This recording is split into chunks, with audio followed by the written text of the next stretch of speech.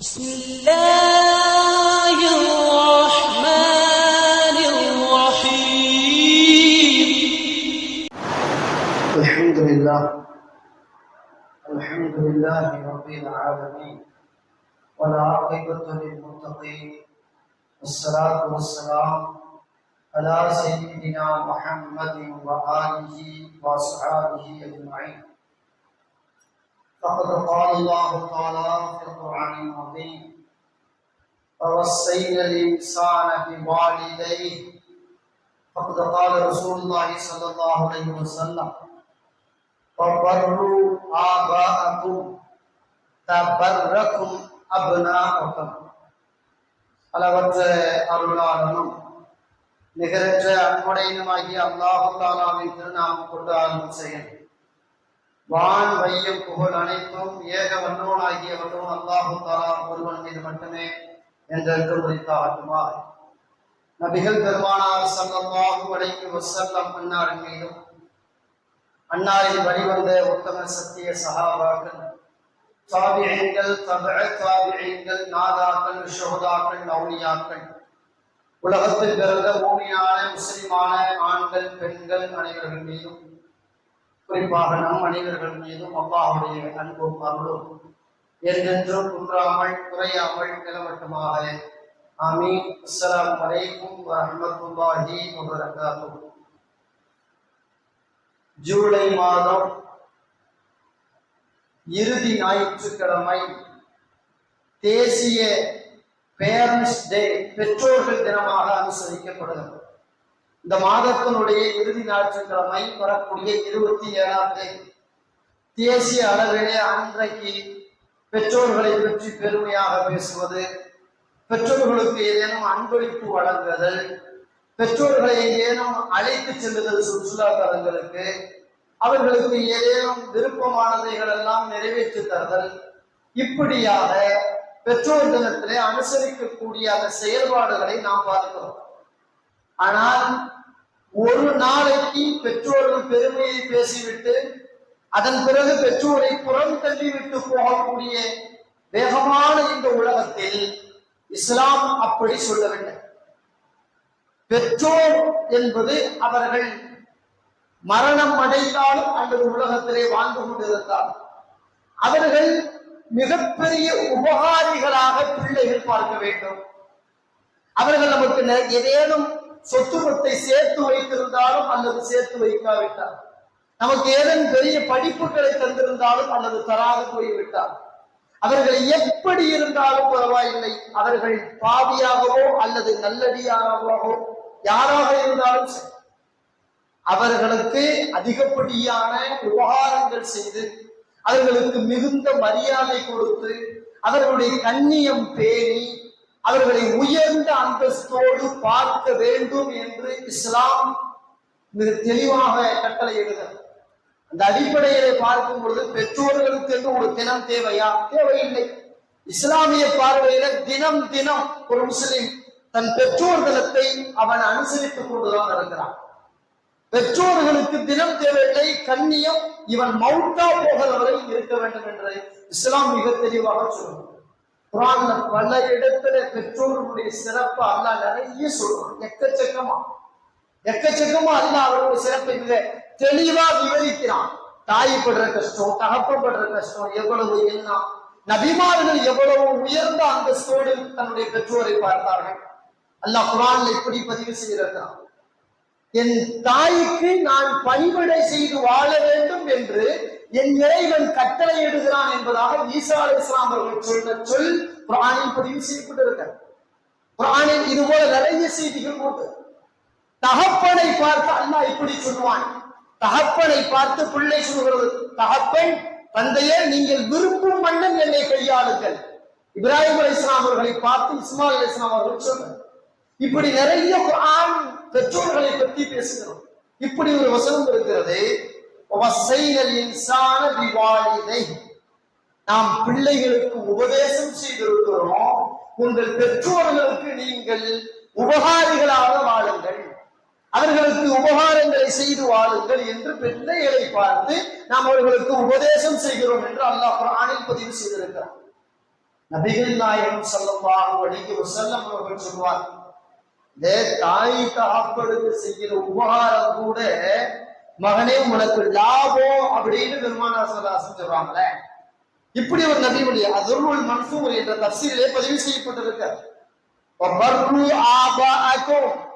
நீங்க உங்க தாய் தகப்பனுக்கு நீங்க நிறைய உபகாரம் செய்யுங்க, முகம் சுளிக்காம செய்யுங்க, கண்ணியத்தை பின்பற்றுங்க, அவங்க இடத்துல பணிவா நடந்து கொள்ளுங்க. தபர்ருக்கும் அபுனாவுக்கும் அப்படி நீங்க நடந்துகிட்டா உங்க பிள்ளைங்க உங்களுக்கு உபகாரிகளாக வாழுவாங்க, உங்க பிள்ளைங்க உங்களிடத்துல பணிவோடு நடப்பாங்க, உங்க பிள்ளைங்க உங்களுக்கு கண்ணியம் கொடுத்து நடப்பாங்க அப்படின்னு பெருமானார் ஸல்லல்லாஹு அலைஹி வஸல்லம் சொல்லுவார். அப்போ தாய் தகப்பனுக்கு செய்கிற ஒவ்வொரு பணிவனுடைய பலன் இவன் பிள்ளை இவனுக்கு செய்யும்னு அர்த்தம். சில பேர் இப்படி கேட்கலாம், ஒருத்தருக்கு பிள்ளையே இல்லை என்ன செய்யறது? அல்லாஹ் இவருக்கு பிள்ளைய தராட்டாலும் இவருக்கு உபகாரம் செய்கிற யாரேனும் ஒருத்தர் அல்லாஹ் நியமிக்கும். இவருக்கு கண்ணியப்படுத்துற, இவரிடத்துல பணிவா நடந்து கொள்ற, இவருடைய தேவையை அனுசரித்து நடக்கிற அப்படி ஒரு ஆளு அல்லாஹ் தருவான். குழந்தைங்க இருந்தா குழந்தைங்க அதை செய்யும், குழந்தைங்க இல்லாதவங்களுக்கு அல்லாஹ் வேற வளர்ச்சி செய்ய வைப்பான். இது அல்லாஹ்வுடைய நாட்டம், அல்லாஹ்வுடைய செயல்பாடு. அப்ப தாய் தகப்பனுக்கு செய்கிற ஒவ்வொரு பணிவிடையும் ஒவ்வொரு கண்ணியமும் இவனுக்கான பணிவிடையாக பார்க்க வேண்டும். அபூதாவுதுல அதாவது அதுருல் மன்சூர்ல இப்படி ஒரு செய்தி பதிவு செய்யப்பட்டிருக்க. பெருமானார் ஸல்லல்லாஹு அலைஹி வஸல்லம் சொல்றாங்களே, ரசூலுல்லாஹ் பிறக்கிறதுக்கு முன்னாடியே தகப்பன் மௌத்து, பிறந்த பின்னாடி 6 வயசுல அம்மா மௌத்து. ரசூலுல்லாஹ் தாத்தாட்டையும் பெரிய தாட்டையும் தான் வளர்ந்தாங்க, தாயில கொண்ட வளரல, அனாதையா வளர்ந்தாங்க. அப்படிப்பட்ட பெருமானார் ஸல்லல்லாஹு அலைஹி வஸல்லம் சொல்றாங்களே, தாய் தகப்பன்ட்ட எப்படி நடந்துக்கணும், என்ன மாதிரி வச்சுக்கணும் அப்படிங்கிறதுலாம் நிறைய தாய் தகப்பனை பத்தி எடுத்து சொல்றாங்களே. தாய் தகப்பன்ட்ட எவ்வளவு கண்ணியத்தோடு நடந்து கொள்ளணும் அப்படிங்கிறத. அப்போ அனாதையாக வளர்ந்தவர்களுக்குத்தான் பெற்றோர்களின் மதிப்பு விளங்கும். அதனால தாய் தகப்பன் உயர்ந்த இடத்துல வைக்கணும். அபூதாவுதுல எப்படி நபி மொழி வருது, பெருமானார் ஸல்லல்லாஹு அலைஹி வஸல்லம் ஒரு நேரத்துல உட்கார்ந்து இருக்கும் பொழுது அவங்களுக்கு பால் கொடுத்த தாய், பெத்த தாய் இல்ல, பால் கொடுத்தாங்கல்ல கொஞ்ச காலம், ஹலீமத்து ஸஅதியா ரலியல்லாஹு தஆலா அன்ஹா, அந்த அம்மாவுடைய கணவர் அவர் வர்றார் ரசூலுல்லாஹ்வை பார்க்க. ரசூலுல்லாஹ்வுக்கு பால் குடி உறவு மூலம் அவர் தந்தை ஆவார். அப்படி இருக்கிறனால அவர் வந்தார். ரசூலுல்லாஹ் தன்னுடைய மேல போட்டிருந்த அந்த ட்ரெஸ்ஸை அப்படியே அந்த மேலாடைய கலட்டி கொஞ்சம் ஒரு பகுதியை விரிச்சு இதுல உட்காருங்க. அத்தாவுக்கு பால்குடி அத்தா, பெத்த அத்தா இல்லை, பால்குடி அத்தாவுக்கு ஆடையை கலட்டி கொஞ்சம் கொடுத்து உட்காருங்க. கொஞ்ச நேரம் கழிச்சு ஹலீமத்து ஸஅதியா ரலியல்லாஹு அன்ஹா அவங்களும் வந்தாங்க. அந்த ஆடையில இன்னொரு பகுதியில நீங்க உட்காருங்கன்னு சொன்னாங்க. அதாவது ரசூலுல்லாஹி ஸல்லல்லாஹு அலைஹி வஸல்லம் தன் மேலாடையை கலட்டி கொடுத்து உட்காருன்னு சொன்னது எல்லாத்துக்கும் நடக்கல, ஓரிரு நபர்களுக்கு தான் அப்படி ரசூலுல்லாஹ் உச்சகட்டமான கண்ணியம் கொடுத்தாங்க. உச்சகட்டமான கண்ணியம். அரபு மக்கள்கிட்ட உயர்தரமான கண்ணியம் என்ன தெரியுங்களா? தன்னுடைய ஆடையை கலட்டி கொடுத்து அதுல உட்காருன்னு சொல்றதுதான் அரபு மக்கள்கிட்ட அன்னைக்கு இருந்த உச்சகட்டமான கண்ணியம். அதுக்கு மேல ஒரு கண்ணியம் இல்லை. அந்த மாதிரி ரசூலுல்லாஹ் உச்சகட்டமான கண்ணியத்தை தன்னுடைய பால்குடி தாய் தகப்பனுக்கு தந்தாங்கன்னு சொன்னா, உண்மையான தாய் தகப்பன், பெத்தெடுத்து தாய் தகப்பன் இருந்தா எவ்வளவு கண்ணியம் தந்திருப்பாங்க நபிகள் நாயகம் ஸல்லல்லாஹு அலைஹி வஸல்லம் அவர்கள். யோசிக்கணுமா இல்லையா? புகாரில எப்படி ஒரு நபிமொழி இருக்கு. அப்துல்லாஹ் இப்னு மஸ்ஊத் ரலியல்லாஹு அன்ஹு கேக்குறாங்க, ஐயுல் அமலி அஹப்பு இலல்லாஹ், யா ரசூலுல்லாஹ் அல்லாஹ்வுக்கு பிடித்தமான உயர்தரமான அமல் ஒண்ணு சொல்லுங்க அப்படின்னு கேட்டாங்க. அப்ப பெருமானார் ஸல்லல்லாஹு அலைஹி வஸல்லம் சொன்னாங்க, அஸ்ஸலாத்து அலா வக்திஹா, தொழுகைய அந்தந்த நேரத்துல தொழுகிறது. ஃபஜ்ர் தொழுவானா ஃபஜ்ர் நேரத்துல, லுஹர்னா லுஹர் நேரம், அஸர்னா அஸர் நேரம். அதாவது கலா இல்லாம தொழுகிறது அல்லாஹ்வுக்கு ரொம்ப பிடிச்ச அமல் அதுதான். அப்போ அப்துல்லாஹ் இப்னு மஸ்ஊத் கேட்டாங்க, உண்மை, அப்புறம் அதுக்கு அடுத்து ஏதாவது இருந்தா அப்படின்னு சொல்லுங்க அப்படின்ற மாதிரி. அப்ப பெருமானார் ஸல்லல்லாஹு அலைஹி வஸல்லம் சொன்னாங்க, சும்ம பிர்ருல் வாலிதைன், தாய் தகப்பனுக்கு உபகாரம் செய்தல். தொழுகைக்கு அடுத்து அத்தா அம்மாவுக்கு உபகாரம் செய்யறதுதான் அல்லாஹ்வுக்கு பிடித்தமான அமல்னா, தொழுகைக்கு அடுத்த இடத்துல கொண்டு வந்து பெருமானார் ஸல்லல்லாஹு அலைஹி வஸல்லம் பெற்றோர்களுக்கு செய்ய வேண்டிய உபகாரத்தை வைக்கிறாங்கன்னா, அப்ப தொழுகிறது எவ்வளவு முக்கியமோ அதே மாதிரி ஹயாத்தா பெற்றோர்கள் இருந்தால் அவர்களுக்கு உபகாரம் செய்யறது அவ்வளவு முக்கியம், அவ்வளவு உயர்தரமானது அப்படின்னு பெருமானார் ஸல்லல்லாஹு அலைஹி வஸல்லம் அவர்கள் சொல்றாங்களே. அபூதாவுதுல இப்படி ஒரு நபி மொழி வருது. பெருமானார் ஸல்லல்லாஹு அலைஹி வஸல்லம் ஒருத்தர் நானும் போருக்கு வர்றேன், அவர் வெளியும் இருக்காரு, போருக்கு எல்லாம் புறப்பட்டாச்சு, தயார் நிலையில இருக்காங்க. ரசூலுல்லாஹ் அறிவிச்சாங்க போருக்கு கலந்துக்குங்கன்னு.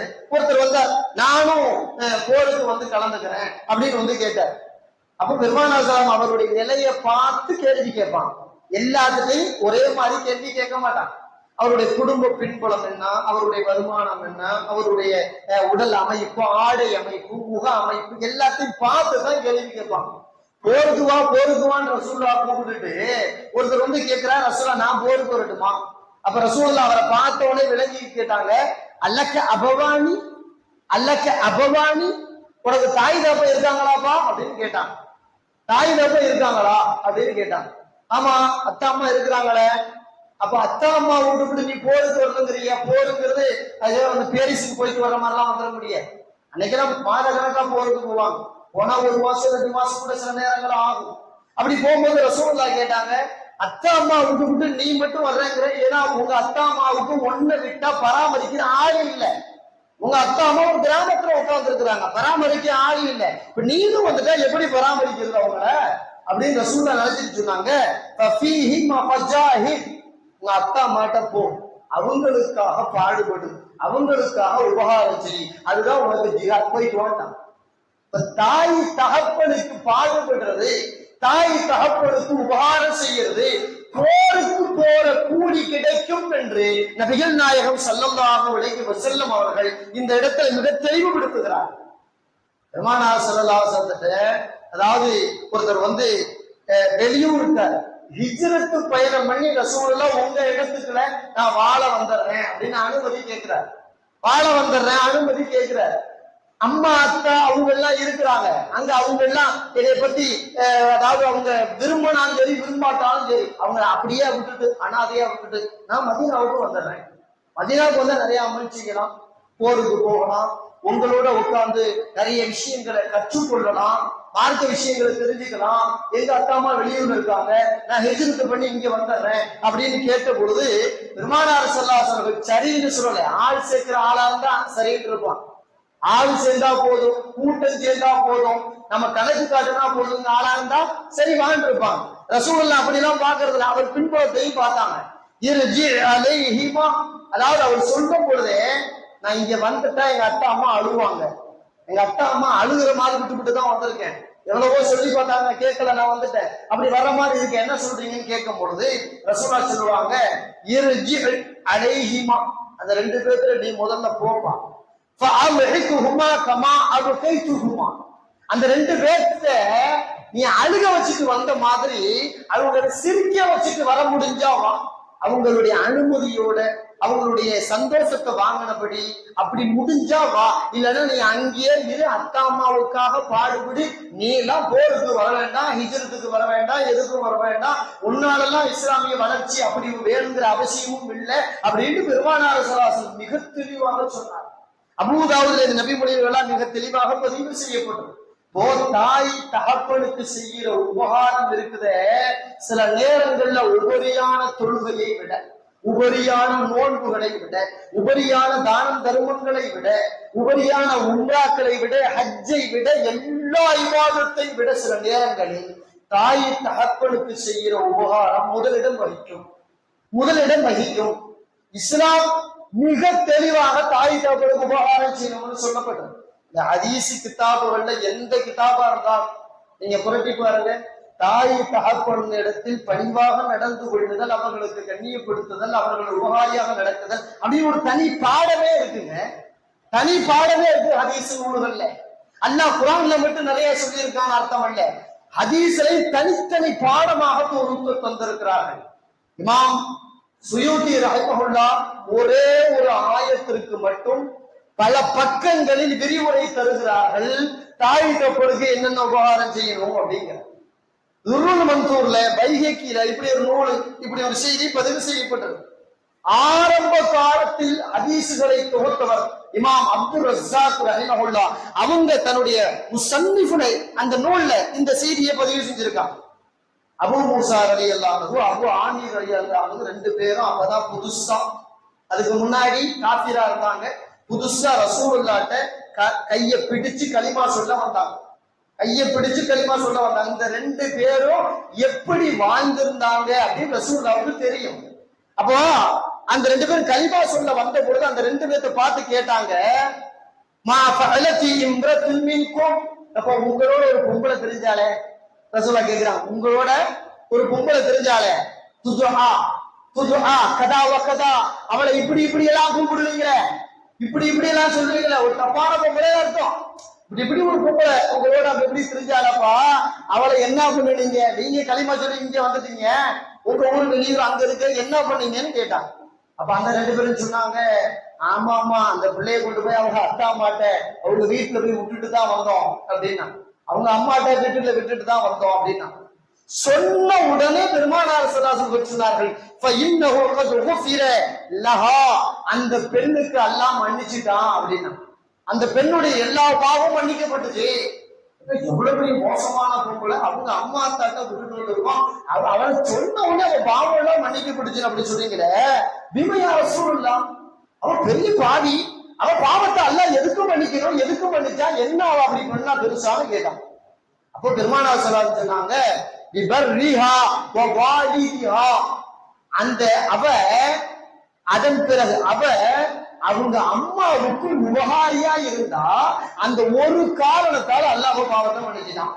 ரசூலுல்லாஹ் அடுத்து சொல்றாங்க, அவ என்ன உபகாரம் பண்ணுனாங்கிற வரைக்கும், அதாவது அந்த பொம்பளையோட ஊர்ல ஒருத்தர் அறிவிக்கிறார், நம்ம ஊருக்கு வெளியூர்ல இருந்து நம்முடைய எதிரிகள் படையெடுத்து வர போறாங்க, ஊரை நாசம் பண்ண போறாங்க, செய்தி கிடைச்சிருக்கு, அதனால இருக்கிறதெல்லாம் எடுத்துக்கிட்டு ஊரை காலி பண்ணி வெளியூருக்கு ஓடணும் அப்படின்னு ஒருத்தர் ஊருக்குள்ள அறிவிக்கிறார். பொது அறிவிப்பு, எல்லாரும் கையில கிடக்கிறதெல்லாம் எடுத்துக்கிட்டு தூக்கிக்கிட்டு அவங்க ஓடுறாங்க.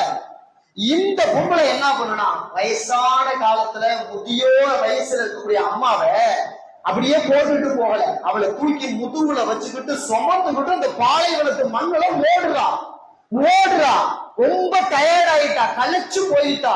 அப்படியே அம்மாவை கொஞ்ச நேரம் உட்கார வச்ச பிறகு மார்பலை தூக்கி போட்டுக்கிட்டா. எந்த அளவுன்னு கேட்டா, இவ காலம் அவங்க அம்மா காலம் ஒரே மாதிரி இருக்குது, ஒரே மாதிரி அந்த பூமியில இருக்கு. அப்படியே ஒரே சமநிலையில உரசு அந்த பாலைவனத்து மண்ணை முதுகுல போட்டா, மாறுகுல போட்டா, தூக்கிக்கிட்டு ஓடி குறிப்பிட்ட இடம் போய் சேர்த்தா அவங்க அம்மாவை. இந்த ஒரே ஒரு அமல் அல்லாஹ்வுக்கு பிடித்திருந்ததால் அவள் இதுவரை செய்த அனைத்து பாவத்தையும் அல்லாஹ் மன்னித்து விட்டான் என்று நபிகள் நாயகம் ஸல்லல்லாஹு அலைஹி வஸல்லம் அவர்கள் சொல்கிறார். அப்போ பாவியான அடியானாக இருந்தாலும் கூட, வாழ்நாள் முழுக்க அசிங்கத்தையே செய்தவனாக இருந்தாலும் கூட, அவன் பெற்றோருக்கு மட்டும் உபகாரியாக இருந்திருப்பானே, ஆனால் அவனுடைய மௌத்து நல்ல விதமா அல்லாஹ் அமைச்சிருவான், அவனுடைய மறுமை வாழ்க்கை அல்லாஹ் நல்லா அமைச்சிருவான். அதனாலதான் அதுக்காக வேண்டி பாவம் செய்யறதுக்கு பர்மிஷன் கொடுத்திருக்குன்னு அர்த்தம் அல்ல இஸ்லாம். பாவியாக இருந்தாலே பெற்றோருக்கு உபகாரம் பண்ணி வாழ்ந்தா உனக்கு நன்மைன்னு சொன்னா, நீ நல்ல மனுஷரா வாழ்ந்து பெற்றோருக்கு உபகாரியா வாழ்ந்தா அது எவ்வளவு பெரிய உபகாரமா இருக்கும். பெருமானார் ஸல்லல்லாஹு சொல்றாங்களே, அதாவது அவங்க அப்படி நடக்கிற மாதிரி சொல்றாங்க, நான் தொழுகையில நின்ற பிறகு எங்க அம்மா ஆமீனா உஸ்ராக இருந்து யா முஹம்மத் அப்படின்னு ஒரு முறை கூப்பிட்டு இருந்தா போதும், ஒரு முறை லப்பைக் அப்படின்னு ஓடி வந்துருவேன் எங்க அம்மாவுக்கு உபகாரம் பண்ண, என்னமா வெறும் தொழுகையை விட்டுட்டு வந்துருவேன் அப்படின்னு பெருமானார் ஸல்லல்லாஹு அலைஹி சொல்றார்கள். அதுருல் மன்சூர் நூலில் இந்த செய்திகள் பதிவு செய்யப்பட்டிருக்கு. அட தொழுகையை விடக்கூடாதுங்க, தொழுகையை விடக்கூடாது, பர்து தொழுகையை விடக்கூடாது. ஆனா பர்து அல்லாத மற்ற தொழுகைய அத்தை அம்மா கூப்பிட்ட தொழுகையை விட்டுட்டு போய் என்னான்னு கேளுங்கிறதா சட்டம், என்னான்னு கேட்கணும். பர்த மட்டும் நான் தொழுகையை இடமுடிவு செய்யக்கூடாது. அதை தவிர்த்து வீட்டுல போய் சுண்ணத்து தொழுறீங்க, உங்க அம்மாடே தம்பின்னு கூப்பிடுறாங்க, தொழுகை விட்டுட்டு என்னங்கம்மான்னு போய் கேட்கணும். என்னங்கம்மான்னு போய் கேட்கறதுதான் நல்லடியார்களின் பழக்கம். இதை நபியவர்கள் நமக்கு கற்று தந்திருக்கிறார்களா இல்லையா? புகாரில ஒரு நபிமொழி வருதா இல்லையா? ஜுரைஜில் ஒருத்தர் இருந்தார், தொழுதுகிட்டு இருக்கார், உபரியான தொழுதுகிட்டு இருக்கார். அவங்க அம்மா கூப்பிட்டாங்க, இவர் கண்டுகொள்ளாம தொழுவ புடிச்சிட்டு எதுக்கு கூப்பிட்டேன்னு அம்மாட்ட போய் கேட்டார். அப்ப அம்மா ஒரு லைனத்து பண்ணாங்க, ஏண்டா நான் கூப்பிட்டு உனக்கு தொழுகைதான் முக்கியமா போச்சு நண்டியா, இறைவா இவனை எப்படி, இறைவா இவனை விபச்சாரியின் முகத்தில் முழிக்காமல் இவனுக்கு மரணத்தை தராது சாபம் கொடுத்துட்டாளே அம்மா. அதே மாதிரி நடந்துச்சா இல்லையா? புகாரியில நபிமொழி இருக்கா இல்லையா? இப்ப தாய் தகப்ப நாம தொழுகையில இருந்து கூப்பிட்டாலும் அந்த தொழுகையை விட்டுட்டு போகணுங்கிறதான் சட்டம்.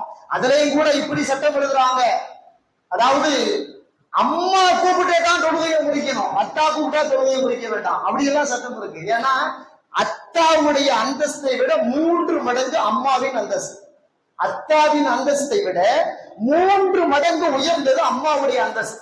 தாய் தகப்பனுக்கு உபகாரம் செய்யறதா இருந்தாலும் கூடுதல் உபகாரம் தாய்க்கு தான், அடுத்துதான் தகப்பனுக்கு.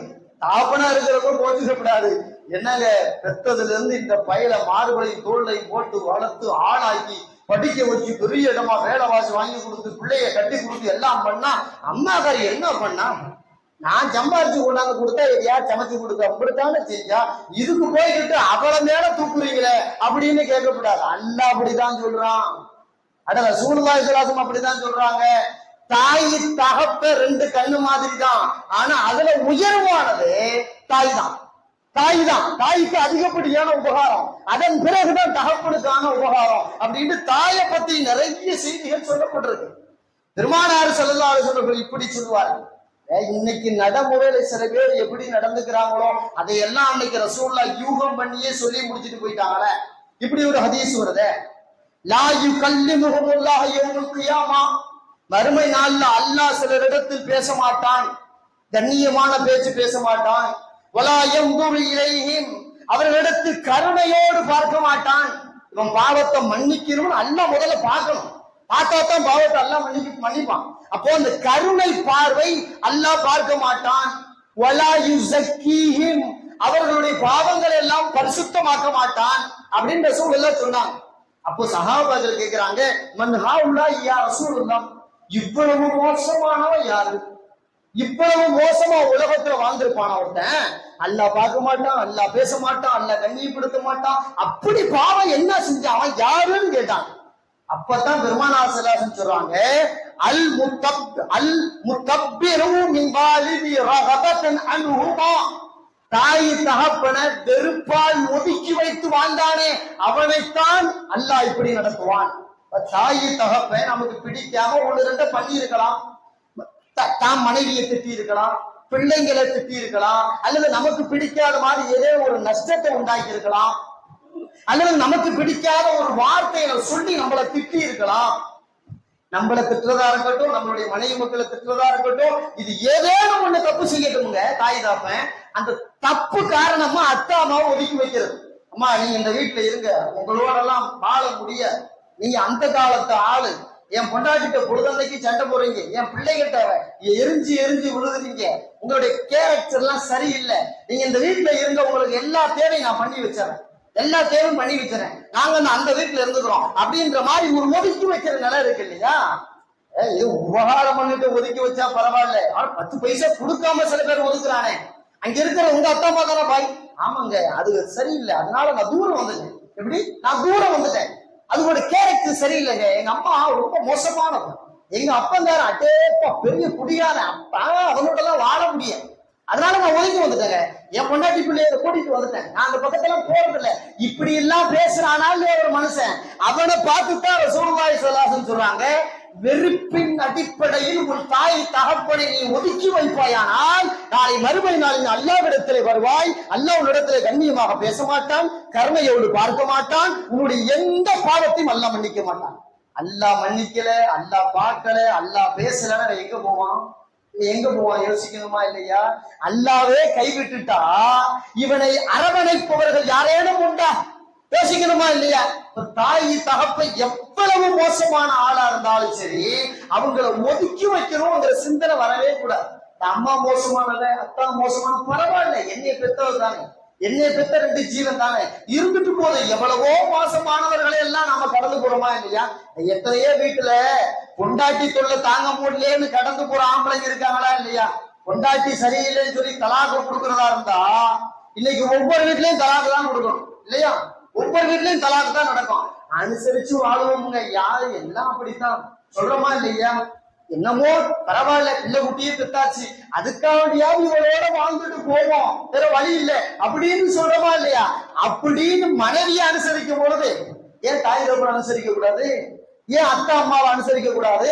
அப்போ வெறுப்பின் அடிப்படையில ஒதுக்கி வைக்கும் பழக்கம் இது மோசமானது. சில பேர் சொல்றாங்க, எங்க அத்தா அம்மா தனியா வச்சிருக்கிறேன் தவிர எல்லாம் நான் செய்யறேன் சார். அதுவும் தவறானதே, அதுவும் மார்க்கத்தில் அனுமதி இல்லாத ஒன்றே. அப்படியும் இருக்கக்கூடாது. தாய் தாப்பனா பார்த்து சொல்றாங்க, இல்லப்பா நீயும் மனைவியும் வாழ்றது அவ்வளவு சரியா இல்ல, நான் இருந்தேன்னா நாங்க தனியா இருக்கிறோம், நீ தனியா இரு அப்படின்னு அவங்களா அனுமதி கொடுத்தா அது வேற விஷயம். வேறுக்கும்னு அத்தா அம்மா ஒதுக்கி வைக்கிறானே, தாயும் தகப்பனும் வந்து தப்பான மனுஷன், இவனே வெளி உலகத்துல பேசுறானே, வெறுக்கிறானே, இது எல்லாம் மிக மோசமானது, அருவருப்பானது, பாவமானது, தவிர்க்கப்பட வேண்டியது அப்படின்னு பெருமானார் ஸல்லல்லாஹு அலைஹி வஸல்லம் சொல்றான். தாய் தகப்பனுக்கு உச்சகட்டமான மரியாதை கொடுக்கணும். அதே துருவல் மன்சூர்ல இப்படி ஒரு செய்தி வருது. அதாவது அபூ ஹுரைரா ரலியல்லாஹு அன்ஹு வீதி வழியா நடந்து போறாங்க. அபூ ஹுரைரா ரலியல்லாஹு அன்ஹு சாதாரண நம்ம வீட்டுல பக்கத்து வீட்டுக்கார மாதிரி இல்லைங்க, நபிமொழிகளை அறிவித்தவர் அவர்தான் முதல் தரம். 5000 சொச்ச நபிமொழியை இந்த சமுதாயத்திற்கு தந்த நபி தோழர்களில் அவர்தான் நபிமொழி அறிவிப்பாளரில் முதலிடத்தில் இருக்கிறார். பெருமானார் ஸல்லல்லாஹு அலைஹி வஸல்லம் நகவும் சதையுமாக சுமார் ஒரு 2.5 வருட காலம் வாழ்ந்து நபியவர்களை அக்கு வேறாக ஆணு வேறாக படம் பிடித்து இந்த சமுதாயத்துக்கு சொன்னவர் அபூ ஹுரைரா ரலியல்லாஹு தஆலா. அபூ ஹுரைராவுடைய தாயாருக்கு ஹிதாயத்து கிடைக்க நபியவர்கள் துஆ செய்ய அந்த ஹிதாயத்துக்கு கிடைத்தது. நபியவர்கள் மிக நெருக்கமாக அபூ ஹுரைரா ரலியல்லாஹு அன்ஹு இருந்தவர்கள். அப்படிப்பட்ட அபூ ஹுரைரா ரலியல்லாஹு தஆலா அவருடைய நிகழ்வு வீதியில நடந்து போக 2 பேரை பார்த்தார்கள்.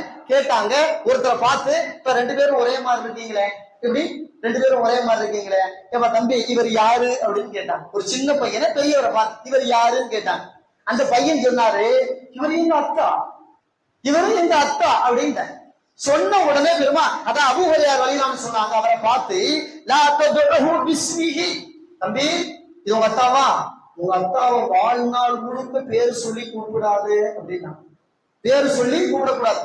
வாங்க கஃபார் பாய், இப்ராஹிம் பாய், அப்துல் ரஹ்மான் பாய், அத்தாவை சில பேர் பெருமையா கூப்பிடுறாங்க, பேர் சொல்லி கூப்பிடுறான் அத்தாவை. கேட்டா சொல்லுவான், எதுக்கு வச்சிருக்காங்க பேரு, கூப்பிடத்தான பேரு, ஆனா யாரையாவது பேருன்னு சொல்லி கூப்பிடு, அத்தா அம்மாவை தவிர்த்து யார வேண்டாலும் பேர் சொல்லி கூப்பிடலாம். அட சில நேரங்கள்ல ஹதீஸ் வருதுங்க, இப்படியே நம்ப மறுப்பீங்க, உண்மை அதுதான். ஹதீஸ் வருது எப்படின்னு கேட்டா, பொண்டாட்டி சில பேர் புருஷன் பேரை சொல்லி கூப்பிட்டுருக்காங்கன்னு ஒரு ஹதீஸ்கள்ல சஹாபாக்கள் சில பேரு. அதனால பொண்டாட்டி புருஷன் பேரை சொல்லி கூப்பிடலாம், அனுமதி இருக்கான்னு சட்டம் பேசுறதுக்கு இல்ல, அவங்க எல்லாத்தையும் பேர் சொல்லி கூப்பிடலாம். அத்தா அம்மா பேரை சொல்லி கூப்பிடவே கூடாது. உங்க அத்தா எங்கப்பான்னு கேட்டா, எங்க அத்தா வெளியே போயிருக்காங்க அப்படிதான் சொல்லணுமே தவிர, எங்க அத்தா கஃபாரையா கேக்குறீங்க, எங்க அத்தா இப்ராஹிமையா கேக்குறீங்க, எங்க அத்தா வந்து அப்துல்லாவையா கேக்குறீங்க அப்படின்னு கூட சொல்லக்கூடாது. உங்க அத்தான்னா அவர் தானே அத்தா, அப்ப அத்தா பேரை சொல்லி கூட சொல்லாது அப்படின்ட்டு அபூ ஹுரைரா ரலியல்லாஹு அன்ஹு சொல்லுவான். அடுத்து வலா தம்ஷி அமாமஹு, உங்க அத்தா நிக்கிறாருன்னா உங்க அத்தாவுக்கு முன்னாடி உட்காராத அப்படின்டா.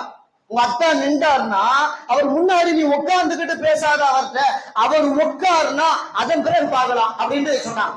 அடுத்து சொன்னாங்க, வலா தஜ்லிஸ் கப்ல ஹத்தா யஜ்லிஸ, நீங்க உங்க அத்தாவும் நடந்து போறீங்க, ஒரு இடத்துக்கு போறீங்க, உங்க அத்தா உட்கார்றதுக்கு முன்னாடி நீ உட்காராத. உங்க அத்தா முன்னாடியே உட்காரக்கூடாது, உங்க அத்தா உட்கார்றதுக்கு முன்னாடி நீ போய் முந்திரி கொட்ட மாதிரி உட்காரக்கூடாது. உட்கார்றதுல கூட இவ்வளவு கண்ணியம் இருக்கணுமா? இன்னும் சில இடங்கள்ல மார்க்க சட்டம் இருக்கிறது, உன் தாய் தாப்ப உட்கார்ந்து இருந்தா கால் நீட்டி கூட உட்காராத, அவங்க அங்க உட்கார்ந்து இருக்காங்க, இங்க கால் நீட்டி உட்காராத, அவங்க திசையை பார்த்து கால் நீட்டி உட்காராத அப்படின்லாம் சட்டம் இருக்க. அடுத்து லாஸ்டா சொன்னாங்க, வலா தஸ்தஸிப்ப, உன் தாய் தகப்பனை எப்பயுமே திட்டிராதேன்றாங்க. தாய் தகப்பனை எப்பயுமே திட்டிராதேன்றாங்க. ஆனா இன்னைக்கு இளைய சமுதாயம் சும்மா ஆனா போல எதுக்கு ஒண்ணுமே இல்லாததுக்கெல்லாம் அத்தாவை திட்டுறான். உங்களுக்கு ஒரு இலவம் தெரியாதுங்க, ஒரு தன்னைக்கு பிடித்தாங்க, அதை நஷ்டமாக்கிட்டு இது வீணாக்கிட்டு, வீணா போன மனுஷன் பழக்க தெரியாத ஆளு, ஒரு ஓரத்தை உட்காருங்க அப்படின்றான். அம்மாவை பார்த்து அத்தாவை பார்த்து திட்டுறான், ஏசுறான், மட்டமா பேசுறான். யோசிக்கணுமா இல்லையா? தாய் தகப்பன்னா கிண்டு கீரை இல்ல, ஒரு கண்ணியத்தோடு அவர்களை பார்க்கணும்னு இஸ்லாம் சொல்லி தருதா இல்லையா? பெருமானார் ஸல்லல்லாஹு அலைஹி வஸல்லம் உச்சகட்டம் இப்படியே சொல்லிட்டாங்க, லா யதுகுல் ஜன்னத ஆகுல் வாலிதை அதாவது தாய் தகப்பனுக்கு கட்டுப்படாது வாழ்ந்தவன் சுருங்க சொன்னால் அவன் சொர்க்கம் நுழைய மாட்டான். அத்தா அம்மாவுக்கு கட்டுப்படலன்னு சொன்னான் நல்ல விஷயத்துக்கு, அம்மா சொல்றா அத்தா சொல்றாங்க கட்டுப்படலன்னு சொன்னா அவன் சொர்க்கமே போக மாட்டான். அவ்வளவுதான். இன்னொரு ஹதீஸ் வருது, லஅனல்லாஹ அல்லாஹ் தஆலா அவர்களை சபிக்கிறான். தாய் தகப்பனுக்கு ஒருத்தன் கட்டுப்படலைன்னு சொன்னா அல்லாஹ்வே அவனை சபிக்கிறான். சொர்க்கம் கிடையாது, அல்லாஹ்வுடைய சாபம், நல்லவர்களின் சாபம் எல்லாம் தாய் தகப்பனுக்கு கட்டுப்படாதவனுக்கு மொத்தமா வந்துருதா இல்லையா? ஒரு தாய் தகப்பன் என்பவர்கள் கண்ணியத்தோடு பார்க்கப்பட வேண்டியவர்கள். பெருமானார் ஸல்லல்லாஹு அலைஹி வஸல்லம் இப்படி சொன்னார்கள், மன் அஸ்பஹ முத்திஅன் லில்லாஹி, அல்லாஹ்விற்காக அல்லாஹ்வின் திருமுகத்திற்காக ஃபிவாலிதைஹி ஒருத்தன் தாய் தகப்பனுக்கு கட்டுப்பட்டு வாழ்ந்தால் அஸ்பஹ லஹு பாபானி மஃப்தூஹானி மினல் ஜன்னah, சொர்க்கத்தில் இருந்து 2 வாசல்கள் அவனுக்கு எப்போதும் திறந்திருக்கும். தாய் தகப்பன் 2 பேரும் உசுரா இருந்து அவங்களுக்கு எல்லா நேரமும் கண்ணியம் கொடுத்து அவங்க சொல்லுக்கு கட்டுப்பட்டு வாழ்ந்தா இவன் தாய் தகப்பனை கண்ணியப்படுத்துவதற்காக 2 சொர்க்கம் இவனுக்காக திறந்திருக்கும். சரி, அத்தா மூத்தாயிட்டார், அம்மா மட்டும் தான் இருக்கா, அம்மாவுக்கு கட்டுப்பட்டு நடந்த ரசூலுல்லாஹ் சொல்றாங்க இவனுக்காக 1 சொர்க்கத்தின் வாசல் திறந்திருக்கும். அடுத்து சொல்லுவாங்க, தாய் தகப்பன் ஒன்ன சொல்லி கட்டுப்படலையே சொன்னா அப்படி ஒரு மனநிலையை ஒருத்தன் வாழ்ந்தான்னா இவனுக்காக 2 நரகத்தின் வாசல் திறந்திருக்கும் அல்லது 1 நரகத்தின் வாசல் திறந்திருக்கும் இப்படின்னு சொன்னாங்க. ஒரு தோழர் வந்தார், யா ரசூலுல்லாஹ், அதாவது அவர் கேட்கிறாரு, என் பகமாகும் எங்க அத்தா அம்மா எனக்கு அநீதம் செய்தாலுமா, எங்க அத்தா அம்மா என்னை கொடுமை செய்தாலுமா? பெருமானார் ஸல்லல்லாஹு சொன்னாங்க, ஒயின் பகமாகும் ஒயின் பகமாகும் ஒயின் பகமாகும் 3 முறை அந்த வார்த்தையை சொன்னான். உங்க அத்தா அம்மா உங்களுக்கு அநீதம் செய்திருந்தாலும் அவர்கள் அநீதம் செய்திருந்தாலும் அவர்கள் அநீதம் செய்திருந்தாலும் அவர்களுக்கு நீ கட்டுப்படத்தான் வேண்டும். அப்போ அத்தா நமக்கு எதிராக செயல்பட்டாலும் கூட ஒரு கணம் கூட தாய்ப்பது அப்பனுக்கு எதிராக செயல்படக் கூடாது அப்படின்ட்டு பெருமானார் ஸல்லல்லாஹு அலைஹி அவர்கள் மிக வலியுறுத்தி சொல்கிறார். முஸன்னிஃப் அப்துர் ரஸாக்ல இப்படி ஒரு செய்தி பதிவு செய்யப்படும். அதாவது அப்துர் ரஸாக் அவங்க சொல்றாங்க, அவங்களுடைய அனுபவத்தை சொல்றாங்க. ஒரு பெரியவர், அவருக்கு 4 ஆம்பளை பிள்ளைங்க, 4 ஆம்பளை பிள்ளைங்க, கொஞ்சோண்டு ஏதோ சொத்து வச்சிருக்காரு. அந்த 4 ஆம்பளை பிள்ளைங்களும் அந்த வயசான காலத்துல நோயில இருக்கக்கூடிய தகப்பனை அவரை வச்சுக்கிட்டு பேசுறாங்க, ஏப்பா அத்தாவை யாராவது பராமரிக்க முடியுமா? அப்படி அவரை பராமரிச்சதுக்காக எல்லாம் தனியா ஸ்பெஷலா சொத்து எல்லாம் தர முடியாது, யாராவது ஒரு ஆள் பராமரிக்கணும், பராமரிங்க நோயில கிடக்குறாரு அப்படின்னா. இப்படி ஒவ்வொருத்தரும் சொல்லிக்கிட்டு இருக்கான், யாரும் பராமரிக்க மனசு வரல. அதுல ஒருத்தர் வந்தார், இல்லப்பா எனக்கு எந்த சொத்து பொத்து நீ தரவே வேண்டாம், அத்தாவை நானே பராமரிச்சுக்கிறேன் அப்படின்னாரு. அதே மாதிரி பராமரிச்சாரு, நல்ல விதமா பார்த்து மௌத்தான பிறகு நல்ல விதமா அடக்கம் பண்ணி முடிச்சார். அடக்கம் பண்ணி முடிச்ச நாள் அடுத்த நாள் இந்த தாய் தகப்பனை பராமரிச்சவர் தகப்பன் கனவுல வர்ற, கனவுல வந்து சொல்றாரு, அந்த மக்கான கதா கதா மகனே இந்த இடத்துக்கு நீ போப்பா, அங்க ஒரு 100 தங்க காசு புதையில இருக்கு மகனே எடுத்துக்கோ அப்படின்னு தகப்பன் கனவுல வந்து சொல்றாரு. இந்த மயன் கேட்டாரு, அஃபீஹி பரக்கத்தும் அஃபீஹி பரக்கத்தும், அத்தா அந்த காசை எடுக்க சொல்றீங்களே, ஏன் உழைப்பு இல்ல, அந்த காசை நான் எடுத்தேன்னா அதுல பரக்கத்து இருக்குமா அப்படின்னு கேட்கிறார். அப்ப தகப்பன் சொல்றாரு, மகனே அவ்வளவு பரக்கத்து இல்ல. சரி, கண்டுபிடிச்சாச்சு. கண்டுபிடிச்சா இதை கொண்டாடிட்டே சொன்னார். பொதுவா நம்ம ஆளு பெரும்பாலும் கனவு பாக்குறது கூட முதல்ல கொண்டாடிட்டு சொல்லிடுறது. கொண்டாடிட்டு சொல்லி அங்க என்ன ரியாக்ஷன் வர்றதுன்னு பார்த்துட்டு இது இன்னைக்கு நடைமுறையில இருக்குன்னு வைங்களேன், உஷாரான ஆளு கொண்டாடி சொல்ல மாட்டாங்க. எப்படி உஷாரான ஆளு முதல்ல கொண்டாடிட்டு கனவு சொல்லக்கூடாது, அதுதான் முறை. அப்ப இவரு சொன்னார், அந்த அம்மா கேட்டுச்சு, என்ன இப்படி சொல்லிட்டீங்க, 100 தங்க காசா எடுத்துட்டு வாங்க, அதை போய் கனவுலையும் மத்தாட்ட வேணாம்னு சொல்லிட்டீங்களே, உசுரா இருக்க காலத்துல பெருசா அவர் தரல, கனவுக்கு அப்புறமாவது தர்றாரு, எடுத்துட்டு வாங்க. அதெல்லாம் வேண்டாம், எங்க அத்தாவே அது பறக்கத்து இல்லைன்ட்டாங்க. என்ன அப்படி சொல்றீங்க, அந்த காசை எடுத்து வியாபாரம் பார்க்கலாம், வீட்டுல ஜாமா அது இது நிறைய இருக்கு, இல்ல அதெல்லாம் வாங்கிலாம் போடலாம் அப்படின்றாரு. 100 தங்க காசுங்கிறது ஒரு பெரிய விஷயம். ஒரு தங்க காசு எவ்வளவு தெரியுங்களா, அன்னைக்கு 4 கிராம் இருக்கும். அப்ப கணக்கு போட்டு பாருங்களேன், 4 கிராம் இன்னைக்கு ரேட்டுக்கு கிட்டத்தட்ட 40,000 ரூபாய் விக்குதுங்க. 1 கிராம் 40,000 ரூபாய் விக்குது. அப்போ 100 கிராம் பாருங்களேன் எவ்வளவு இருக்கும். 100 தங்க காசுனா எவ்வளவு காசு இருக்கும்னு பாருங்களேன். அப்போ அவர் வேணான்னுட்டார். அடுத்த நாள் கனவுல வந்தார். அதே மாதிரி சொல்றார், மகனே இந்த இடத்துக்கு போப்பா, அங்க போனேன்னா 10 தங்க காசு இருக்கு எடுத்துக்க.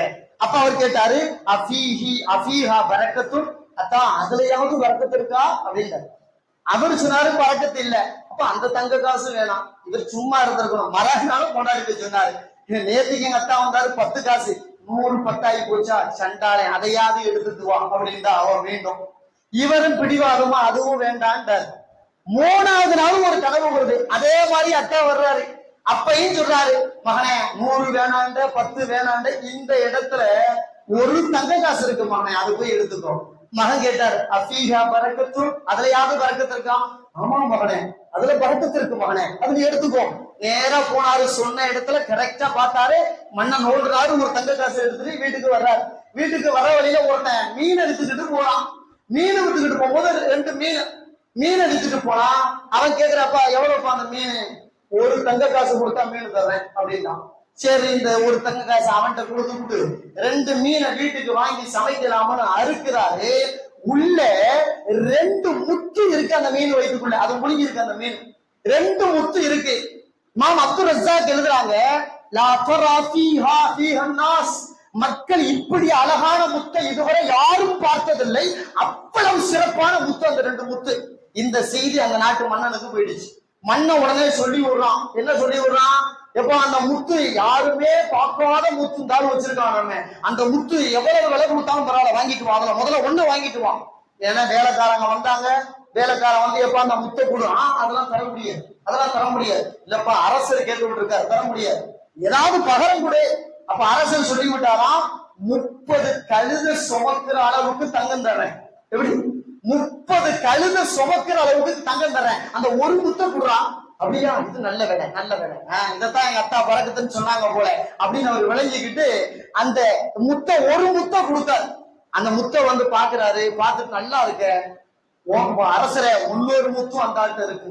அப்படியா, அதுவும் எனக்கு வேணுமே, இதை விட நிறைய தரேன்னு சொல்லு அப்படின்னு சொல்லி அதை விட நிறைய கொடுத்து இந்த 2 முத்தையும் வாங்கினாராம் மன்னர். இதுதான் பரக்கத்து.